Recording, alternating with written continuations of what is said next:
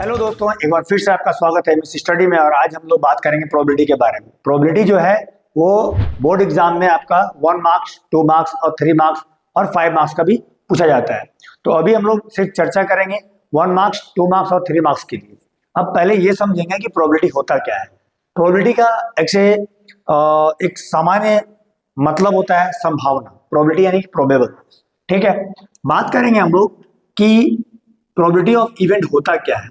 तो अगर probability of event हम लोग निकालेंगे तो टोटल नंबर ऑफ इवेंट्स जो कि यहाँ होता है P, total number of event, इसको पी एस या पी एन, और probability of event which is happened, जो हुआ है उसके बारे में बात करेंगे।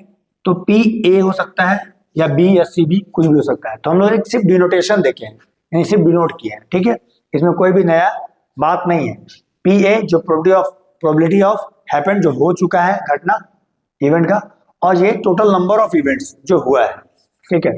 लेकिन अगर हम लोग बात करेंगे कि पी ई यानी प्रोबेबिलिटी ऑफ इवेंट और पी ई नॉट यानी कि probability of event not happened, दोनों का अगर सम हम लोग देखेंगे तो सम क्या आएगा, 1 आ जाएगा, ठीक है। ये हमेशा हम लोग देखेंगे क्या आएगा, इसका वैल्यू 1 आएगा। इसका मतलब अगर पी ई का वैल्यू निकालना हो और पी ई नॉट पता है तो 1 माइनस पी ई नॉट का वैल्यू क्या करेंगे, हम लोग घटा देंगे। यही चीज सीधा इसका उल्टा भी आ जाएगा। यहाँ क्या आ जाएगा, सिंपल है आपका वैल्यू में कि आपका P E not equal to 1 minus P E, ठीक है। तो ये प्रोबेबिलिटी ऑफ इवेंट है आपका। यानी कि अगर हम टोटल प्रोबेबिलिटी को सम करते हैं तो टोटल वैल्यू क्या आता है, 1, नॉट मोर देन 1, और लेस देन 1 हो सकता है, बट 0 to 1 ही वैल्यू रहता है। तो ये प्रोबेबिलिटी का कुछ बेसिक बात था जो अभी हम लोग चर्चा किए हैं। इसमें कुछ भी नया नहीं है, आप समझेंगे तो आपको अच्छे से समझ में आएगा। तो ये प्रोबेबिलिटी ऑफ इवेंट यानी कि मतलब कि किसी भी घटना का प्रायिकता यानी प्रोबेबिलिटी निकालते हैं हम लोग। तो जो घटना हुआ होता है, हम यहाँ पे सिर्फ ए डिनोट किए हैं, और यहाँ कुछ भी हो सकता है जो आप मानेंगे। और टोटल नंबर ऑफ इवेंट यानी कि इवेंट कितना हुआ है। एक एग्जांपल छोटा सा ले लें तो अगर हम लोग बात करेंगे कि एक बॉक्स है और बॉक्स के अंदर, इसके हिसाब से हम लोग एग्जांपल ले रहे हैं ना, तो बॉक्स के अंदर 4 रेड है और 5 ग्रीन बॉल है, ठीक है। 4 रेड और 5 ग्रीन बॉल है। तो अगर हम लोग को निकालने के लिए मिल जाए कि प्रोबेबिलिटी ऑफ इवेंट में क्या हो जाए आपका 4 रेड बॉल, ठीक है। तो अगर हम लोग रेड बॉल के लिए निकालेंगे तो पी आर लिख देंगे, इवेंट के जब क्या हो जाएगा, पी आर हो जाएगा, ठीक है। यहाँ पे ये रिप्लेस होगा, ठीक है। सिर्फ समझा रहा हूं, समझिए अच्छे से। तो इसमें क्या हो जाएगा आपका कि P R by total number of, तो P R plus P G, G मतलब ग्रीन। तो यहाँ पे क्या हो गया, पी आर कितना था हमारा 4, और टोटल कितना था यहाँ 4 प्लस 5, तो 4/9। ये क्या निकला हम लोग का, पी आर निकला, ये रेड निकल गया, ठीक है। यानी कि जो हम लोग वैल्यू निकाले प्रोबेबिलिटी, ये पी आर है, ठीक है। एक एग्जांपल को दे करके इस बात को समझा दिए आपको कि जो प्रोबेबिलिटी ऑफ इवेंट है, जो हैपेंड होता है यानी जो हुआ होता है घटना, वो उसको ऊपर लिखते हैं, और टोटल नंबर ऑफ इवेंट हम लोग नीचे लिखते हैं और निकाल लेते हैं। ये आपको समझ में आ रहा हो, ये बेसिक बात था, ठीक है। तो चलिए हम लोग वीडियो को स्टार्ट करते हैं। आइए हम लोग देखते हैं प्रोबेबिलिटी जो है, प्रोबेबिलिटी को हम लोग कैसे समझेंगे और खास करके एग्जामिनेशन में कैसा क्वेश्चन पूछा जाता है उसको देखेंगे, ठीक है। तो इसमें कुछ भी नया नहीं है, इसमें थोड़ा सा टर्म्स को चेंज करके पूछा जाता है या बताया जाता है क्वेश्चन को, तो समझ में आएगा। जैसे पी ए है एक, ठीक है, तो प्रोबेबिलिटी ऑफ इवेंट ए, ठीक है। उसके बाद अगर दिया हुआ पी बी, ठीक है, एक टर्म ये होता है।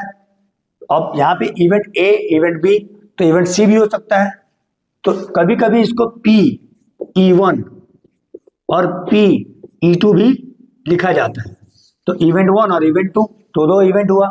लेकिन अगर हम लोग टोटल वैल्यू देखेंगे तो कभी कभी पी ए इंटरसेक्शन बी और पी ए यूनियन बी। यहाँ पे क्या है कि इस टर्म को यूज किया जाता है। अब इंटरसेक्शन और यूनियन क्या होता है उसको थोड़ा समझेंगे कि जब कॉमन जब निकलता है 2 इवेंट के बीच में तो इंटरसेक्शन होता है, टोटल इवेंट अगर हम बोल लेते हैं तो यूनियन निकलता है। इसका एक फॉर्मूला, अगर बेसिक फॉर्मूला देखें तो स्टार्ट होता है पी ए बाई बी से। तो अगर हम लोग देखेंगे तो P A intersection B by जो नीचे होगा वो यहाँ आ जाएगा पी बी। ठीक है, सेम टू सेम यहाँ पे देखेंगे आपका पी ए बी बाई ए, ठीक है, पी बी बाई ए, तो यहाँ पे भी सेम आएगा पी ए इंटरसेक्शन बी, और नीचे क्या आ जाएगा आपका जो ए है वो आ जाएगा आपका नीचे पी ए, ठीक है।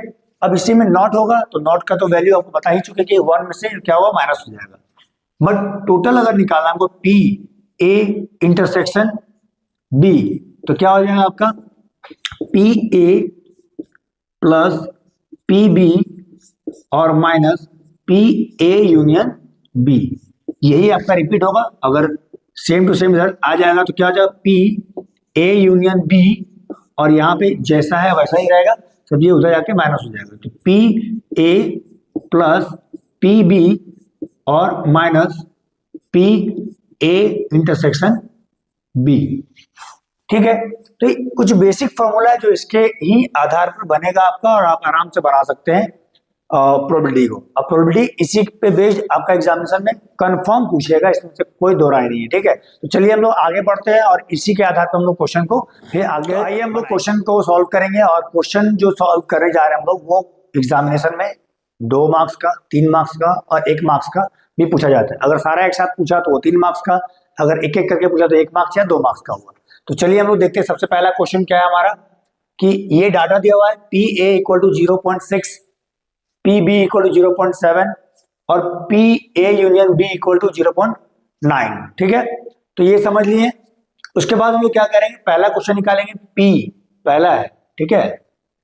पहला क्वेश्चन क्या है हम लोग का, पी ए इंटरसेक्शन बी, तो इसका मतलब क्या हो गया, जब इंटरसेक्शन निकालेंगे तो इसका फॉर्मूला अभी थोड़ा देर पहले बताया हुआ है आपको, क्या हो जाएगा P A plus P B, ठीक है, minus P A union B. अब यहाँ तीनों डाटा हम लोग के पास पहले से अवेलेबल है, तो हम लोग क्या करेंगे इसमें देखेंगे पी ए कितना है, तो पी ए देखेंगे हम लोग का 0.6 है, फिर पी बी कितना है 0.7 है, और माइनस पी ए यूनियन कितना है बी 0.9। अब ऐड करके निकालें हम लोग 0.6 प्लस 0.7 क्या होगा 0.13, 1.3 होगा और माइनस 0.9, तो यहाँ क्या आ जाएगा घटाने पर, यहाँ घटाने पर वैल्यू जो आएगा वो हम लोग आएगा 0.4, ठीक है। तो ये आपका जो वैल्यू आया ये आपका क्या गया, पहला वैल्यू निकल गया, यानी कि ये हमारा वैल्यू निकल गया, इजीली निकला है, कोई बड़ा मतलब पहाड़ नहीं तोड़ना था हम लोगों को, हम लोग के लिए ये काफी इजी है, आप चाहेंगे तो एग्जामिनेशन में आसानी से बना सकते हैं। अब आगे बढ़ेंगे हम लोग नंबर 2 में, ठीक है। 2 में क्या पूछा गया है, P A by B, P A by B, ठीक है। देखिए ये फॉर्मूला यहाँ हम लिखे उसके बाद अप्लाई किए, यहाँ पे फिर फॉर्मूला हम लिखेंगे कि जब पी ए बाई बी निकालना होगा हम लोग को तो क्या करेंगे, पी ए इंटरसेक्शन बी, क्या लिखेंगे यहाँ पे P A intersection B by P, नीचे कौन सा है बी है तो पी बी, ये एक ही लाइन में बन जाएगा आपका पी ए इंटरसेक्शन बी कितना है, तो इंटरसेक्शन अभी हम लोग निकाले हैं, कितना आया था 0.4 बाय पी बी कितना है, तो पी बी देख लीजिए कितना 0.7। अब इसका कैलकुलेशन कोई भारी तो है नहीं, तो दोनों का डेसिमल हटाएं और 4/7 लिख दें, ये हमारा आंसर आया, 4/7 आया। अगर ये कटता तो ये कटने के बाद छोटा वैल्यू होता, बट ये कट नहीं रहा, इसका मतलब आंसर यही है, ठीक है।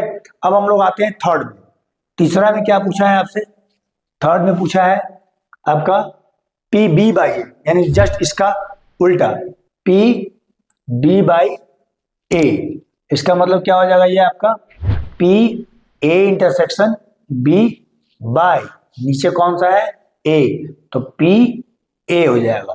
सिंपली हम लोग देखेंगे कि पी ए इंटरसेक्शन का वैल्यू कितना है हम लोग पास 0.4 और पी ए कितना है, तो पी ए हम लोग पास 0.6 है। और अभी थोड़ा देर पहले बोले थे आपको कि कटेगा तो हम लोग काट देंगे, तो उसको पहले डेसिमल हटा, उसके बाद यहाँ भी डेसिमल अब काट गया, बच गया 4/6। अब ये 2 से 2 टाइम में, ये 3 टाइम में, यानी कि इसका आंसर आ गया 2/3, यानी कि 1, 2 और 3 क्वेश्चन बन गया हम लोग का। तो अब हम लोग देखेंगे क्वेश्चन नंबर 4। क्वेश्चन नंबर 4 में क्या बोला जा रहा है आपका कि जो है आपका P A not by B not. अब A not by B not का जो वैल्यू निकालना है हम लोग को, ये थोड़ा सा अलग निकलेगा, क्योंकि हम लोग पहले जान चुके हैं कि जो पी ई नॉट का वैल्यू जो होता है वो 1 माइनस पी ई होता है। यानी कि एक फॉर्मूला हम लोग जान रहे थे कि पी ई और प्लस पी ई नॉट जो है आपका, उसका वैल्यू क्या होता है, 1 होता है। तो इसी से हम लोग ई नॉट को इस तरह से डिनोट करते हैं, या फिर पी ई प्लस, या फिर आप देखेंगे यहाँ पे 1 minus P E not. Not को हम बाहर से लिख सकते हैं, ये हम लोग इसको बाहर से लिख सकते हैं, या फिर इसको डैश देकर भी बता सकते हैं, जो कि यहाँ पे यूज किया गया है। ठीक है, तो आइए इसका हम लोग फॉर्मूला लिख लें जरा कि P A dash not, sorry, P A not by B not equal to P, क्या हो जाएगा आपका यहाँ पे, A not intersection B not by P B not. ठीक है, अब ये, अब इसका भी फॉर्मूला आएगा, जब इसके आगे हम लोग बढ़ेंगे तो क्या हो जाएगा आपका, P A not by B not equal to 1 minus P A union B by, इसका हो जाएगा 1 माइनस पी बी। ठीक है, तो फाइनल आंसर हम लोग का आ गया 4 नंबर का, क्या आएगा, ये 1। चलिए यहीं पे सॉल्व कर ले हम लोग, P A not by B not equal to 1 minus P A union B कितना है, 0.9 बाई, अब पी बी का वैल्यू कितना है, तो 1 माइनस पी बी का वैल्यू है आपका 0.7, तो नॉट क्या हो जाएगा, 0.7 है यहाँ पे।